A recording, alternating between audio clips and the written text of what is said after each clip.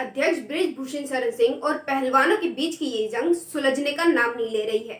जहां पिछले दिनों सुप्रीम कोर्ट के आदेश के बाद दिल्ली पुलिस ने पहलवानों की शिकायत पर भाजपा सांसद बृजभूषण के खिलाफ यौन उत्पीड़न के 2 मामले दर्ज किए थे, वहीं अब दिल्ली के कैनॉट प्लेस थाने में दर्ज एफआईआर की डिटेल सामने आई है, जिसमें बृजभूषण पर सेक्सुअल डिमांड, गलत तरीके से छूने समेत तमाम गंभीर आरोप शामिल है।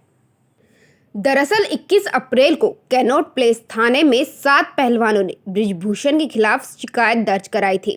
इन शिकायतों के तहत 28 अप्रैल को दिल्ली पुलिस ने बृजभूषण के खिलाफ यौन उत्पीड़न के 2 मामले दर्ज किए हैं। बता दें कि पहली प्राथमिकी नाबालिग द्वारा लगाए गए आरोपों के आधार पर है, जिसमें पोस्को एक्ट के तहत मामला दर्ज किया गया है, तो वहीं दूसरी एफआईआर अन्य पहलवानों द्वारा लगाए गए यौन उत्पीड़न के आरोपों के आधार पर है। दोनों एफआईआर में आईपीसी की धारा 354, जिसका मतलब महिला की लज्जा भंग करने के इरादे से उस पर हमला या आपराधिक बल का प्रयोग करना, जिसमें 354A, 354D और 34 यानी कि यौन उत्पीड़न, पीछा करना और सामान्य इरादे का हवाला दिया गया है, जिसके तहत 1 से 3 साल की सजा है। आपको बता दें कि पहली प्राथमिकी में 6 पहलवानों के आरोप शामिल हैं और साथ ही इसमें WFI सचिव विनोद तोमर का भी नाम दर्ज किया गया है। दूसरी एफआईआर एक नाबालिग के पिता की शिकायत पर आधारित है।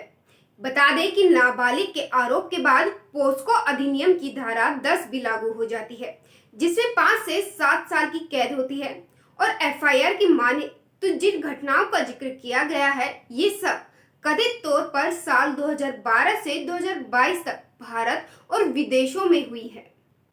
आपको बता दें कि एफआईआर के बाद नाबालिग द्वारा भारतीय कुश्ती संघ के अध्यक्ष के खिलाफ लगाए गए आरोप देश के सामने आ गए हैं, जो कि इस देश को शर्मसार करने के लिए काफ़ी हैं।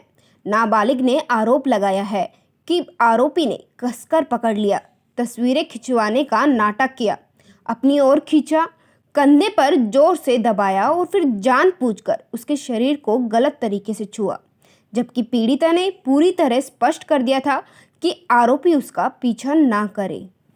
तो वहीं 6 बालिग महिला रेसलर की भी आरोपों की लिस्ट सामने आई है।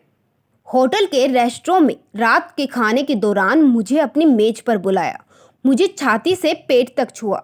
रेसलिंग फेडरेशन के ऑफिस में बिना मेरी इजाज़त के मेरे घुटनों, मेरे कंधों और हथेली को छुआ गया। अपने पैर से मेरे पैर को टच भी किया गया। मेरी सांसों का पैटर्न समझने के बहाने से छाती से पेट तक टच किया। आरोप नंबर 2, जब मैं चटाई पर लेटी हुई थी, आरोपी यानी भारतीय कुश्ती संघ के अध्यक्ष मेरे पास आए। मेरे कोच उस वक्त नहीं थे।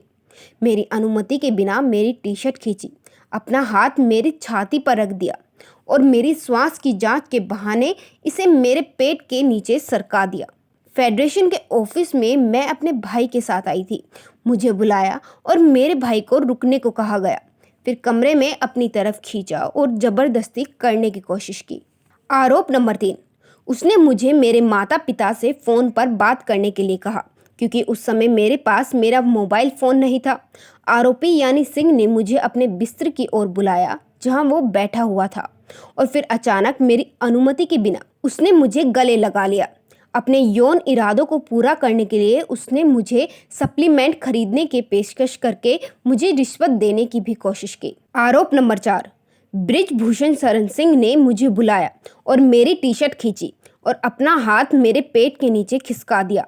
मेरी सांस की जांच के बहाने से मेरी नाभि पर हाथ रख दिया।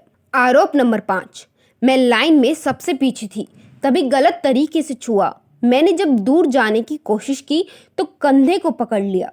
आरोप नंबर 6, तस्वीर के बहाने कंधे पर हाथ रखा और मैंने इसका विरोध किया। न सिर्फ सरकार के लिए बल्कि पूरे देश के लिए ये शर्म की बात है कि जिन खिलाड़ियों ने देश का गौरव बढ़ाने के लिए अपनी जी जान लगा दी, आज उनका ही गौरव गंगा में बहने की कगार पर खड़ा है।